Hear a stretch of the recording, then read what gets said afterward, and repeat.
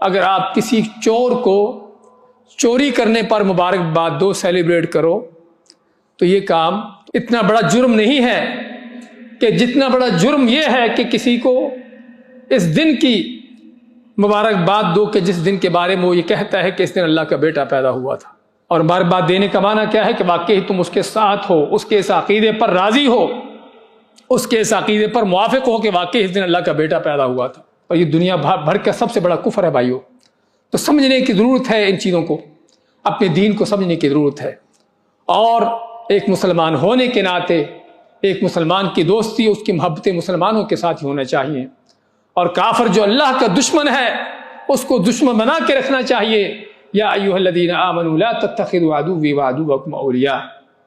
اے وہ لوگوں جو ایمان لائے ہو، میرے اور اپنے دشمنوں کو دوست بنا کے نہ رکھو۔